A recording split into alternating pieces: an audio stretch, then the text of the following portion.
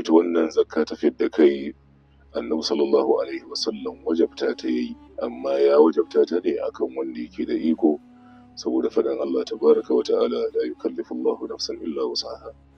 Allah baya ɗora rai sai abin da ya san ran nan za ta iya. To don haka mutumin da yake da wadatar abin da zai ci na wannan yini, sai Allah ya taimaka sai aka samu ɗori na ƙari akan wannan, wajibi ne ya cire zakka fidda kai. GMN Hausa, labaran gaskiya daga bakin al'umma. Alhamdulillah ala ihsani, shukru lahu ala tawfiqi wa amtanani, salatu wassalamu ala khair khalqillah Muhammad bin Abdullah wa ala alihi wa sahbihi wa man wala. To yan wa ina gabatar mana da sallama, assalamu alaikum wa rahmatullahi wa barakatuh. To bayan godiyar mu ga Allah wanda ya kaddara mana haduwa a daidai wannan lokaci domin lura da irin abubuwan da ke wakana, musamman abin da ake karkarewa da shi na wannan wata mai falala, wato shine na watan Ramadan, wanda ma'aiki sallallahu alaihi wasallam ya wajabta mana wani gagarumin aiki na albarka wanda zai kara taimakon mu da kuma ainihin wato kai mana agaji ta wajen samun tsarkin zukatanmu da kuma tsarkake mana waɗannan ayyuka da muka yi, musamman la'alla saboda mutane sun yi saki layi a lokacin Ramadan din. Akwai abin da ake kira allagu wa rafsu, wato ya sassan maganganu da kuma wasanni da basu dace ba. Wani ya yi ashar, wani ya kalla abin da bai dace ba, ya saurara abin da bai kamata ba. To wannan zai janyo sai ya zama da cewa rati ya zama mutum. To akan wannan dalilin annabi sallallahu alaihi wasallam da yake ya zama ta rahmatul lil alamin, wato jin kai ne ga bayi, saboda haka kuma yana tausaya mana matukar tausayawa. Don haka wannan ibada da za a yi ta zakatul fitr, wadda a hausance ake kira zakkar komo ko zakkar fidda kai, da kuma daidai yadda bahaushe ke ambatanta, ta zama na cewar za ta taimaka maka domin maimakon wannan tsayuwa da azumin naka zai yi, to sai ya tunkuɗa shi ya tafi. To ita wannan zakka ta fidda kai annabi sallallahu alaihi wasallam wajabta ta yi, amma ya wajabta ta ne akan wanda yake da iko, saboda faɗin Allah tabaraka wa ta'ala la yukallifu Allahu nafsan illa wusaha. Allah baya ɗora rai sai abin da ya san ran nan za ta iya. To don haka mutumin da yake da wadatar abin da zai ci na wannan yini, sai Allah ya taimaka sai aka samu ɗori na ƙari akan wannan, to wajibi ne ya cire zakka fidda kai. Ita wannan zakka fidda kai tana kan babba, tana kan ƙarami, tana kan namiji, tana kan mace. Hatta ma malamai sun yi sabani da wani bangarori guda biyu. Dan da yake cikin ciki, matukar idan ya kai wata hudu an busa masa rai kenan, kamar yadda hadisin maki sallallahu alaihi wasallam ya tabbatar da ana tara halittar dan adam a cikin cikin mahaifiyarsa. Tun farko kwana 40 yana dogon mani, kwana 40 yana gudan jini, kwana 40 zai zama tsoka. To daga nan sai Allah ya turo mala'ikan da zai busa masa rai, sai kuma ya umarce shi da waɗannan kalmomi na arzikinsa, rayuwarsa zai zama dan mutane ko dan aljanna. To idan har ya kai wannan lokacin, malamai suka ce to wajibi ne shi ma sai an fitar masa. To wasu malamai kuma a bangaren sabani suka tafi a matukar an haife shi wannan da ya zo duniya, ko da safe ne ranar sallah ka haife shi, to wajibi ne shi ma a cire masa. To ita cirewar tana kan shi ma abocin gida da shi da iyalansa, domin ba a ce ita mace ta cire wa kanta ko yaya su cire wa kansu ba.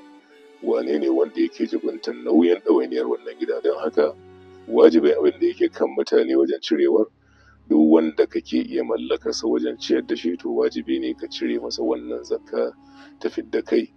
To ana cirewa ne kuma daga nau'in abincin da ya zama da cewar al'ummar wannan gari suke ci. Kamar mu a nan, abin da muke ci, muna cin shinkafa, muna cin gero, muna cin masara, muna cin alkama, muna cin acca da abin da ya kama da haka. To daga wannan bangaren za a cire, saboda hadisin Abdullahi dan Umar Allah ya kara masa yadda da yi bayani dangane da annabi sallallahu alaihi wasallam ya wajabta musu yin zakatul fitr sa'an min tamrin wa sa'an min sha'ir, cewa su cire daga dabino, tunda su abincin su ne, da kuma sha'ir wanne na kamanceceniya da irin acca tamu. To da aka yace su cire daga wannan bangaren, to mu za mu cire ne daga irin nau'in kota yaumina, wato irin kalar abincin da yake na bangaren mu. To daga nan ne za mu cire, sai zama na cewa sai amfani da shi. Sannan adadin abin da ya kamata a ce kowane mutum da ya cire masa, akwai abin da ake kira sa'i. Sa'in nan mudun nabi guda 4 wanda za a gan shi ko akan tituna ana sayarwa. Wannan kofuna kamar shigen masu silba hakan nan, to su ne za a ɗauka, to sai a auna 1, 2, 3, 4 kowanne a cika shi ba tare da an girgije shi ba. To aka wani 4 to wannan na Muhammadu kenan. Aka sake aunawa na Safiya, aka ƙara aunawa saboda haka na Sammani. To haka idan aka cika wannan hurhudu sau 4 na mutum ɗaya kenan, idan ya zama da ba a samu wannan kofin ba, to babu laifi ana iya amfani da tafin hannu, amma sai a duba tafin hannun da ya cancanta, ba wanda yake da girma ba, ba kuma mai karamin hannu ba, wato mutawassit wanda yake tsaka-tsaki. To sai a auna da shi ma 1, 2, 3, 4. To daga nan an cire mutum ɗaya kenan. Idan aka yi wannan shi ma idan ya zama da ba samu ba, babu laifi kamar da malamai suka tafi kwanan mu na mudu na awo da muke awo da shi, to ana iya aunuwa da shi, amma shi za a shafe kansa domin shi ne yake daidai da wannan kofunan guda 4. To duk yanda dai ka samu kanka cikin waɗannan nau'ika, babu laifi duk yanda kai insha Allah ta'ala, fata Allah ya datar da mu kuma Allah ya karba mana. Sannan akwai lokaci da manzo Allah ya ware cewar ayi wannan zakatul fitr din, tare da cewa an samu a cikin shari'a akwai lokaci da ake kira afdalul waqt ko kuma na fadila, akwai kuma wanda yake ja'izi ne, ma'ana akwai mai falala, akwai kuma wanda yake na halacci. Wanda yake kuma falala shine ranar sallah, bayan alfijir ya keto kafin a tafi sallah ayi sallah, to in aka bar a wannan lokacin ta fi falala. To amma kuma ja'izin lokaci shine ana iya ba da ita kafin kwana 2 da yin sallah, ko kuma ana sauran kwana 1 da yin sallah. Abdullahi dan Umar sahabin Annabi sallallahu alaihi wasallam ne, da kuma ga sayyidina Umar Allah ya kara musu yarda, dan haka ya aiwatar kafin kwana 2 da yin wannan dan. Dan haka wannan ya tabbata sunna, ana iya bayarwa kafin kwana 2. Har malamai suke nuna cewa idan an bayar kafin wannan lokacin, musamman mu irin nauyin abincin mu, zai fi ba da dama cewar ma mutum ya sauri ya sarrafa. Musamman kaga idan aka ba mutum masara, to yaushe har ya daga ta ko yaushe ya sarrafa ta, zai iya zama wannan abincin da za a iya amfani da shi. To da wannan ne za mutum ya auna ya duba ya gani. Shi ya samu al'adance ma wannan rabon abinci da ake na ranar sallah, da ake kai wa mutane tuwon shinkafa ya gama dahuwa, an tuka shi, ya ji kayan miya, ya ji nama, to wannan yakan zama to wani abu na musamman saboda ranar. Manzo Allah sallallahu alaihi wasallam ya ce daga hikimomin da yasa ake yin wannan abin, hikima 3 ce. Hikima na farko, domin mutum ya samu tsarkin rai, kada aflaha man tazakka, hakika rayuka san tsarkaka, to ya samu tsarkin zuciya, sannan kuma ya tsarkake wannan azumi nasa, sannan kuma abu na 3, a wadata marasa shi, saboda ranar murna ce. Yanda mai kuɗi da arziki da mai mulki suke murna suke farin ciki, to kada a bar wani talaka ya fito shi kuma yana gwancin rai ko yana bacin rai. Domin haka bai mori wannan rana ta idi ba, saboda rana ce ta farin ciki ga baki daya. To don haka babu laifi duk abin da ya samu, abin da ake so ka tabbatar ka yi. Duk wanda ya bada ita kafin a ce liman ya sauka daga kan wato wurin sallarsa, to wannan ta tabbata ya yi zakafin da kai. Idan kuma bai bada ita ba har sai da liman ya sallame tukunna an dawo idi, to wannan manzo Allah ya kira ta ce sadaka ce daga cikin sadakoki, lalle wajibi ne wannan. Allah zai tambaye shi akan ta, me yasa ya bari. To lalle kuma idan za a bayar, a duba makusanta, a cikin dangi ne, a cikin makota ne, kada a ɗauke ta a raba ta da area da ya kamata a ce ka ba da ita ka je ka kai ta wata uwa duniya, bayan alhali ga mabukata nan a kusa tare da kai.